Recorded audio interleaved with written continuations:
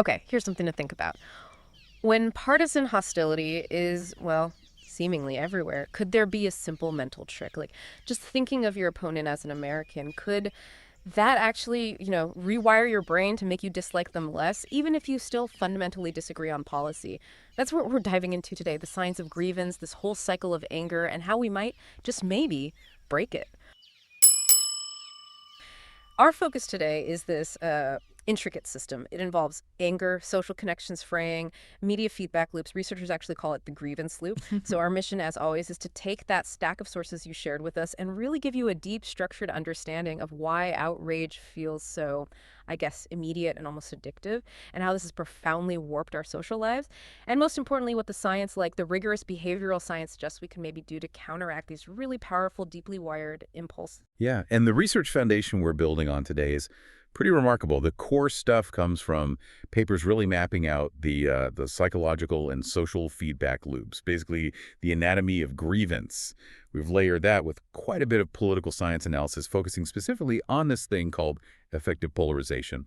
Plus, we're looking at some classic sociological studies on the collapse of social capital. And this is crucial. Some really detailed, recent, controlled experiments testing whether compassion is something you can actually train. Right. And just a quick reminder for everyone listening, if you want to check the findings yourself or explore these ideas further, the AI persona we use to pull together the sources for this exploration, plus all the links to the research we're discussing, they're right there in the description below. Okay, let's jump in. The emotional core. That seems like the place to start. So I think the fundamental question has to be, why is modern outrage so sticky? Yeah. Why does being angry feel not just justified, but intensely rewarding sometimes? Well, the core finding from the sources points to this pairing. Anger and grievance get validated in a way that successfully links a very high state of physiological arousal, that rush of righteous adrenaline, with what feels like moral certainty. I'm right, they're wrong, and I feel it strongly. Okay, so your body's revved up and your mind feels completely justified. Precisely. And this is where the brain's learning mechanism really kicks in. The brain figures out super clearly that expressing outrage, especially if you frame it with clear moral language, like this is absolutely right versus totally wrong, is a reliable path to feeling both energized and righteous. And then your own group jumps in to agree. Exactly. And when your in-group immediately validates that feeling, that reward signal just gets hammered home. The brain learns to prioritize that pathway. It becomes this emotional shortcut, which means basically that doubling down on the outrage actually becomes psychologically profitable, you could say, rewarding. And this isn't happening in a vacuum, right? The digital world plays a huge role. Oh, absolutely. It's like pouring gasoline on the fire, as the sources suggest. Moral, emotional language stuff, framed as outrage about right and wrong, spreads way farther and faster online than, say, neutral policy talk. So you get this instant, massive validation. Right, and that acts like jet fuel for the in-group's collective reward loop. Right. It constantly reinforces the idea that your anger isn't just, justified, but it's actually a high moral imperative. It feels important. Okay, so that's the psychological engine. How does this show up politically? You mentioned affective polarization. Yeah, that's the political manifestation of this learned habit. Affective polarization is a really vital term because it separates the animosity from the actual ideology or policy disagreements. It's defined not by, increasing disagreement over specific policies, but by this growing distance, dislike, and deep distrust that ordinary people feel towards those who belong to the other party. Regardless of policy. Largely, yes, regardless of the specific policy positions. So, let me see if I get this right. The research is saying, even if I'm, say, a socially liberal Republican who maybe supports higher corporate taxes, I'm still likely to feel real animosity towards a socially conservative Democrat, even if maybe our tax ideas are identical just because of the party label. That's pretty much what the data suggests. It's becoming pure social identity warfare, often quite divorced from the actual substance of the argument. The animosity stems almost entirely from that social identity piece. How do they even measure that? Well, a common way is using something called the feeling thermometer scale. You rate your warmth towards different groups, like political parties, from 0, which is cold or unfavorable, up to 100, warm and favorable. Okay. And data like from the American National Election Study, the ANES, it confirms that since roughly the 1980s, this growing polarization isn't really driven by people loving their own party much more. I mean, in-party favorability has generally always been pretty high. No, it's almost entirely driven by a dramatic rise in out-party animus. Dislike for the opposition. That's the engine pushing the numbers apart. Wow. And the practical result of that growing dislike, I guess it means we start attributing really negative traits to the other side. Yes, the source material shows that quite clearly. Both Democrats and Republicans increasingly see the opposition as, hypocritical, selfish, closed-minded, fundamentally untrustworthy, which naturally leads to social avoidance. You don't want to hang out with people you think are like that. It sounds like the power of that social identity just takes over. It really does. Once that partisan identity becomes highly salient, meaning it's maybe the most important label you feel you carry, you instinctively start categorizing the world. You have your preferred in-group and this despised out-group. And studies show, even if that categorization is based on something trivial like a color label in an experiment, the bias kicks in strongly. You give preferential treatment to your group and really negative evaluations to the other group. Which leads us straight into this fascinating idea from the sources, the paradox of viral outrage. How does that work? Right. This highlights how digital amplification really distorts the moral weight of criticism. You have to remember, moral outrage probably evolved to serve a social function, right? Expressing shared group values, maybe punishing someone who deviates. So one person expressing censure might seem legitimate, even valuable for the group. Okay, that makes sense in a small group context. But once that single expression gets picked up and magnified exponentially by the internet, echoed by thousands, maybe millions of responses, it seems to cross some kind of threshold. The collective expression starts to look excessive, maybe unjust, even if the initial critique had some validity. So the scale changes the perception. It does. And what's really counterintuitive is this observed shift. The person who made the initial comment, the one whose outrage might have seemed justified on its own, they actually end up being viewed more negatively by outside observers because the outrage went viral. Because it led to this overwhelming pile-on. Exactly. This massive reaction often ends up generating increased sympathy for the person who was initially targeted by the outrage. Huh. So, okay, imagine someone posts like a really ill-advised comment online about something sensitive. The first few critiques seem fair. But then it gets quote tweeted 50,000 times. Everyone's piling on, dragging them. The whole thing starts to feel less like justified criticism and more like bullying. That's the dynamic the sources describe. And this shift, where the amplified censure starts reading as an unfair attack, well, that just feeds the sense of grievance for the group that was initially criticized. Creating a whole new wave of outrage. It becomes this continuous self-fueling cycle. The supposed remedy for outrage just ends up creating new outrage down the line. Now, it's really important to see that this high-arousal, constantly rewarding loop of grievance didn't just appear out of nowhere.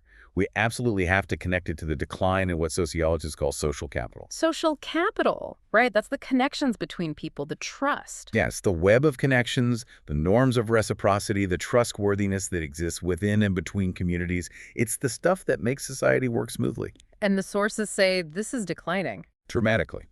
Robert Putnam's foundational work, which is summarized in our source material, provides some really solid empirical evidence here. Basically, social capital in the U.S.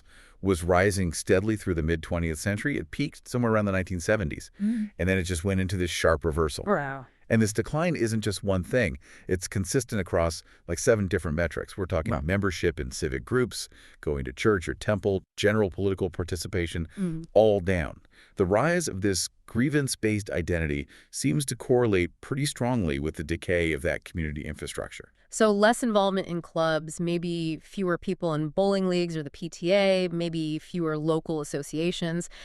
It means people are just more untethered, floating. That's a good way to put it. When those community anchors start to fade, your vulnerability to defining yourself through grievance rather than through, say, shared local action just increases dramatically. It fills a void, maybe. It could. And Putnam also gives us this crucial distinction between 2 types of social capital. This helps explain why, the rise of online communities hasn't necessarily fixed the underlying problem. Okay, what are 2 types? First, there's bonding social capital. This is inward-looking. It reinforces exclusive identities among groups that are already pretty similar, like your specific neighborhood book club, or maybe an alumni network for a private school. Putnam called it sociological superglue. It's great for helping people within a defined group get by, supporting each other. Okay, superglue. What's the other one? The other type, and maybe the one we're missing more, is bridging social capital. Bridging? Okay, so it connects different groups. Exactly. Bridging capital is outward-looking. It connects people across diverse social divides, different classes, races, religions, and, crucially for our discussion, different political affiliations. Think of maybe a cross-denominational charity group or a really diverse labor union, or maybe a citywide youth volunteer program. Stuff that forces different people together. Right. Putnam called this the sociological WD-40. It helps people get ahead by linking them to external assets, spreading information, and building trust across society. And the sources are saying it's the WD-40, the bridging capital, that's really suffered from this civic decline. That seems to be the case.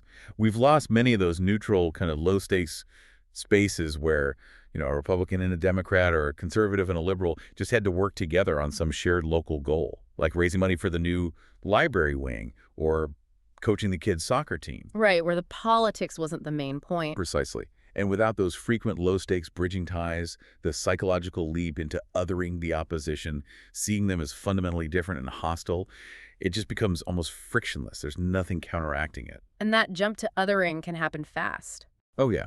When a group starts defining itself mainly by what it hates or resists, a definition really driven by grievance, the psychological defense mechanisms harden up. You start to see phenomena like dehumanization, where the other group is denied basic human qualities. And the sources show once that cognitive barrier drops, it enables harsher treatment, more aggressive attitudes between groups. This is especially true for people who already score high on something called social dominance orientation, basically a psychological preference for hierarchy between groups. And this connects to those other psychological concepts you mentioned, collective victimhood. Yes, it feeds right into the engine of grievance politics through things like collective narcissism and collective victimhood. Okay, break those down quickly. Collective narcissism is basically the belief system that says our great group is disrespected by outsiders, and we deserve way better recognition. It's a kind of fragile, status-driven pride that's often linked to aggression when challenged. And victimhood. Collective victimhood is this powerful, often self-perpetuating mindset that your group is unfairly suffering, constantly discriminated against, or is just a perpetual victim of external forces. Okay. And both of these mindsets are empirically linked to increased hostility between groups, more distrust, and sometimes, in extreme cases, they can be a pathway towards radicalization. Yeah. They provide endless fuel for that righteous, rewarding outrage loop we talked about. But none of this really works on a mass scale without some kind of structure helping it along, right? You mentioned partisan sorting. Right. That's maybe the most powerful structural cause feeding into effective polarization. Partisan sorting just means that the percentage of people whose party label aligns neatly with their ideology has steadily increased. Think about it. Yeah. Democrats are now overwhelmingly liberal on most issues. Republicans overwhelmingly conservative. We used to have lots of conservative Democrats or liberal Republicans. Those folks are much rarer now. They've sorted themselves. And that tidiness makes it really easy to just generalize about the other side. Effortless. It lets partisans make these broad, often wildly inaccurate assumptions about everyone in the opposing party based just on that label. Before sorting was so strong, if you knew someone was, say, a Democrat, you still kind of had to ask them about their views on guns or abortion or trade. Now, knowing they're a Democrat gives you like a 90% confidence guess about all their other positions. Which makes stereotypes easier to believe. Absolutely. And compounding this is how other important identities, race, religion, even where you live, have increasingly lined up with partisanship.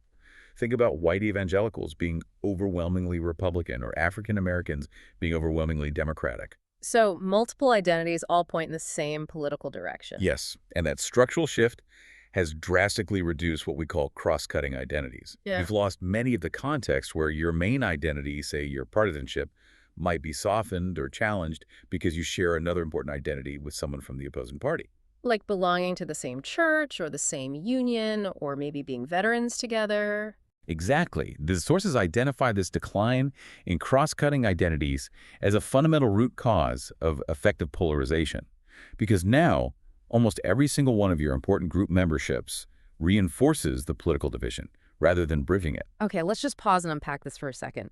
We've basically established that our brains are, in a way, literally being rewarded for being angry. Yeah. And our communities, they aren't really built to cushion that blow anymore because that bridging social capital has declined. The whole system seems kind of rigged towards division right now. If you're finding this deep dive into your sources valuable, if this is making sense to you, please just take a quick second right now to hit like, subscribe, and maybe ring that notification bell. It honestly helps us a huge amount and makes sure we can keep digging into the complex sources you share with us. All right, so we have the psychology, the social breakdown. Now we need to look squarely at the main delivery mechanism for all this grievance, the modern information environment. The sources use this striking term, a manic feedback loop. Yeah, manic is chillingly accurate, isn't it? It implies this state of high, maybe unstable arousal. What happens is the algorithms driving our feeds prioritize content that moralizes and arouses. Stuff that gets a reaction. Right. You see some outrageous political post, your brain gets that little hit of righteous reward we talked about. Maybe you share it, and the algorithm learns, this works. So it feeds you more and more emotionally charged content, often negative stuff, because that drives engagement. It creates this closed-loop system where users develop what the sources actually call a compulsive relationship with information. You can't look away. And that compulsive relationship, that constant need to check the feed, it has real costs, doesn't it? Like psychological costs. Oh, absolutely. Tangible, measurable costs. We're talking about the habit lots of us fall into. Doomscrolling, just endlessly scrolling through negative, often sensationalized news. And researchers directly link this habit to a whole host of problems. Things like existential anxiety, feelings of misanthropy, which is basically a general distrust and dislike of humanity, increased symptoms of depression, and just chronic fatigue. That manic engagement online is literally making people exhausted, anxious, and more distrustful of each other. And what about the role of explicitly partisan media, like cable news or talk radio that's clearly on one side? They definitely play a role. These outlets don't just inform their audience. The sources suggest they often actively inculcate hostility. They frequently frame the opposition in the most extreme, harsh terms possible, comparing them to existential threats or calling them immoral or un-American. So they amplify the othering. They do. Now, there's some debate about whether partisan news causes the polarization initially or if it mostly just caters to people who are already highly polarized. But either way, the content undeniably reinforces and justifies that outgroup animosity for the people who consume it regularly. And this isn't just, abstract political theory or something happening only online. The really scary part is how effective polarization spills over. It contaminates everything, right? Even non-political parts of life. That's one of the most critical findings. This animosity affects our economic decisions, who we date, even our professional choices. You mentioned social distance earlier. That marriage question is pretty stark. It really is the most famous illustration. Back in 1960, you ask Americans, would you be upset if your child married someone from the other political party? Only about 4 or 5% said yes. It just wasn't a big deal for most people. Okay, and now? By 2010, that figure had just exploded. About 1/3 of Democrats and fully 1/2 of Republicans reported they would be upset by an inter-party marriage for their child. Half of Republicans, that's a massive shift. It shows partisanship has moved from being, like, a disagreement about tax policy to being a fundamental divide about who you trust enough to even bring into your family. Absolutely. And we see this playing out in dating behavior, too. Studies looking at online dating found that partisan alignment is actually a huge predictor of whether people even message each other. Matching on party increased the likelihood of 2 people exchanging messages by about 9.5%. 9.5%? How big is that, really? Yeah. Well, think about it this way. Statistically, it's pretty much on par with matching based on education level, which was around 10.6%. Wow. So political party is acting as a filter almost as strong as education level in dating. It seems to be functioning as a core social and romantic filter, right alongside those traditional markers like class or ambition. And you mentioned economic decisions, like hiring. Yeah, there's compelling data from labor market audit studies. These are where researchers send out fake resumes that are identical, except for maybe one detail. In this case, they subtly signaled party affiliation, and they found concrete discrimination. In a heavily Democratic county, resumes signaling Democrat were about 2.4 percentage points more likely to get a callback than identical Republican resumes. And the reverse in Republican areas. Even stronger. In heavily Republican counties, the preference for the in-group resume jumped to 5.6 percentage points. So your party label can literally affect your job prospects. That's concerning. What about that weird finding about employee performance? Yes, that one is truly strange. So in another study, They subtly informed employees about the political party of their employer. They found that people were actually willing to accept lower pay, about 6.5% less, if it meant working for an employer from their own party, which suggests, some kind of loyalty or affinity. Okay, that makes a bit of sense. But But that feeling of affinity didn't translate into better work. In fact, these employees performed lower quality work and actually put in less effort for that in-group employer compared to how they performed for an out-group employer. wait, really? Less effort for their own side? Why? The researchers speculate, but maybe they felt their shared identity was kind of payment enough, or maybe they felt their loyalty was just assumed so they could slack off a bit.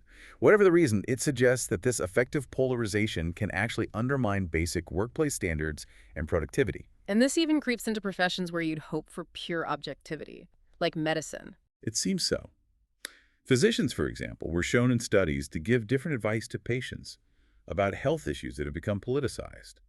Things like maybe vaccination schedules or discussing abortion options based on their own political views. But only on the political stuff. Right. They showed no difference in the advice they gave on clearly apolitical medical topics.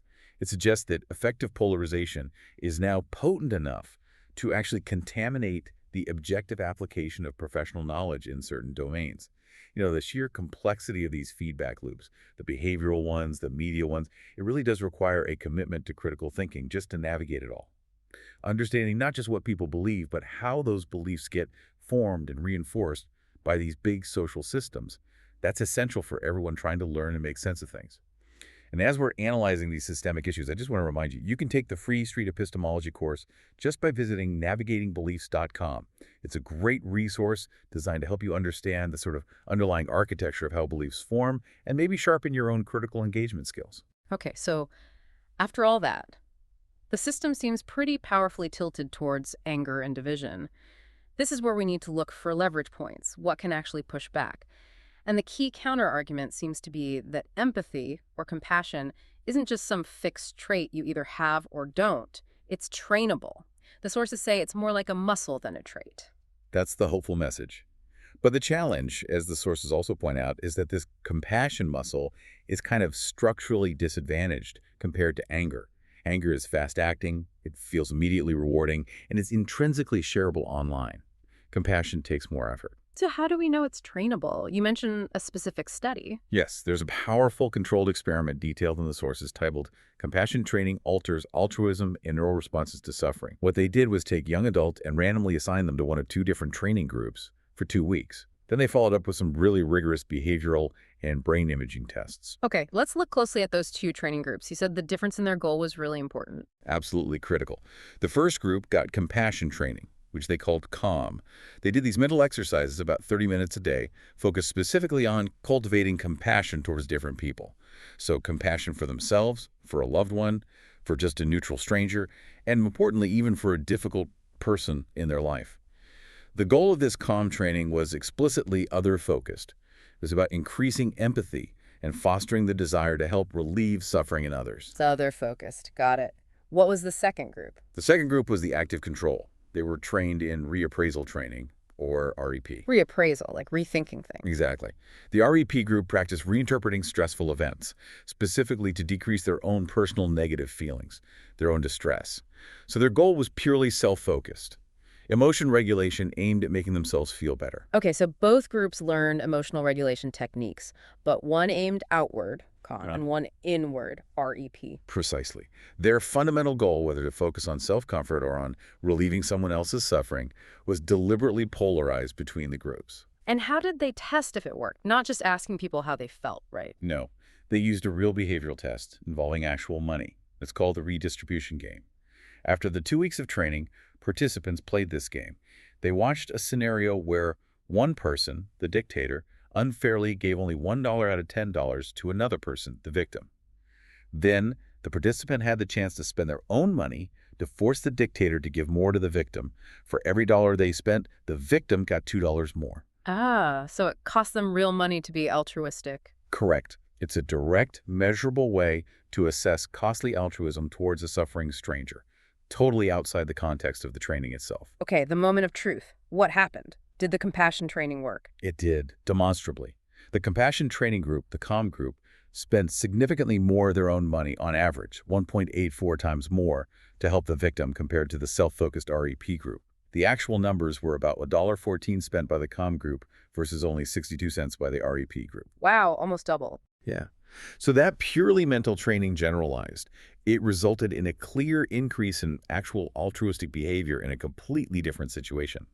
The COM training effectively boosted the money given to the victim by 57% compared to only 31% for the control group.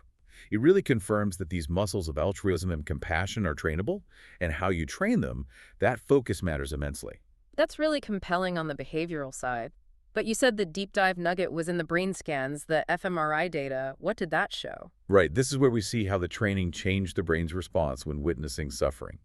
There were three really critical neural signatures that correlated with being more altruistic, but only in the COM group, the compassion-trained group. Okay, what's the first one? First, their increased altruism was linked to more activation in a brain region called the right inferior parietal cortex, or IPC.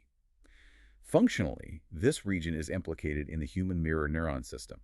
So what this suggests is that the compassion training literally enhanced their brain's ability to simulate, to sort of vividly understand and feel the victim's suffering. They were registering the other person's pain more effectively. So calm training made the stranger's pain feel more real, more salient to them. But just feeling someone's pain more could make you want to turn away, right? If Here. it's too distressing. An excellent point, which leads to the second finding. To actually act on that recognized pain, you need cognitive control. You need to manage your own distress and stay focused on helping. And the COM trainees showed increased activation in the dorsolateral prefrontal cortex, the DLPFC. This is a major hub for executive control networks in the brain. Think of it as the system for sustained attention, for maintaining a goal. It allows the person to keep the goal of helping active, even when faced with the personal distress of seeing someone suffer. Okay, so they felt the pain more, and they had better control to stay focused on helping.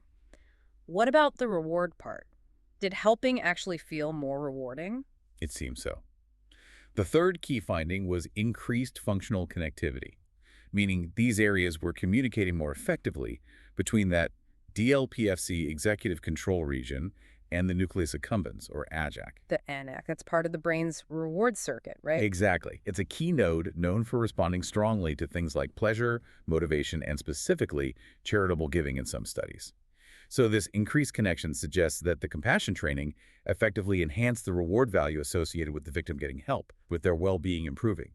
The brain was literally getting rewired to find altruism more motivating, more desirable as an outcome. Okay, this is fascinating. But you mentioned a crucial difference related to the REP group, the self-focused one.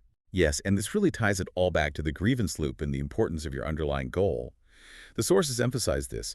In the REP group, the ones trained to just reduce their own distress. Greater changes in those same brain regions, the DLPSC control hub and its connection to the NMAC reward center, actually predicted less altruistic behavior. They helped less. Wait, the same brain changes predicted opposite outcomes? How? Because their goal was different. The REP training goal was self-comfort. So for them, using executive control, DLPFC, and boosting their reward network, NMAC connectivity, meant they were successfully regulating their own negative feelings. They felt better themselves, which led to emotional disengagement from the victim and less helping. So success for them meant feeling less bothered by the suffering? Precisely. Whereas the COM training goal was external care, helping the other person. So for them, activating those same neural circuits supported the goal of approaching the suffering, engaging with it, and actively trying to relieve it. It's a powerful demonstration. The underlying goal completely determines how that neural machinery gets deployed. It can lead you toward helping or away from it. Okay, let's pivot back from the brain science to the bigger picture. What are some practical, maybe large-scale ways to mitigate this affective polarization, building on what we've learned about perception and identity? Well, one of the most straightforward and potentially effective structural tools is simply correcting misperceptions. We talk about partisan sorting.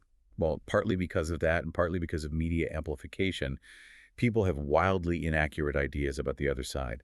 They dramatically overestimate how common the partisan stereotypes actually are.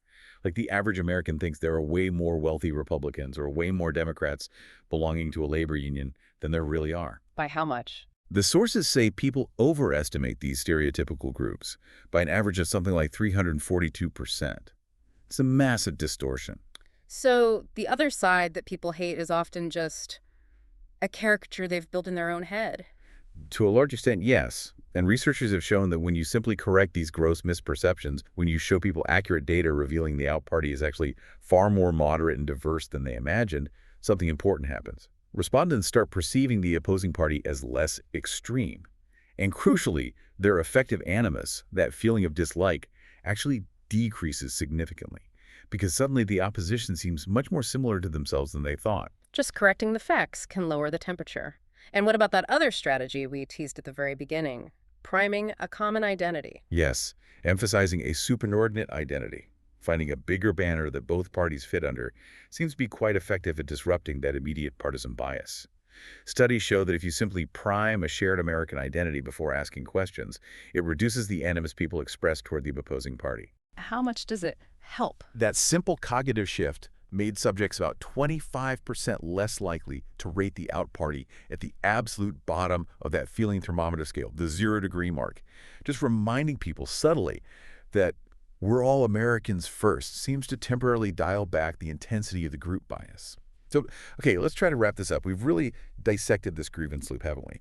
It's this self-reinforcing system where anger gets structurally rewarded, othering people becomes normalized, partly because our civic life is frayed and the digital environment acts like this manic accelerant, just speeding everything up.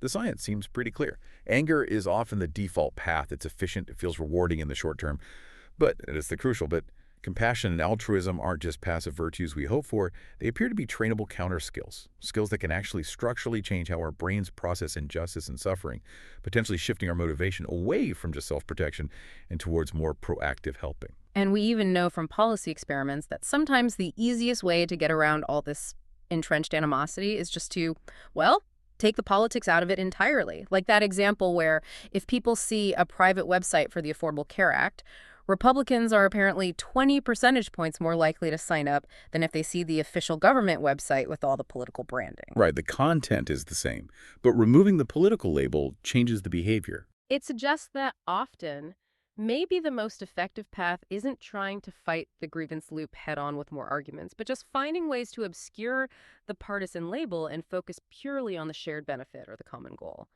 Which brings us to a final, maybe provocative question for you, the listener, to think about.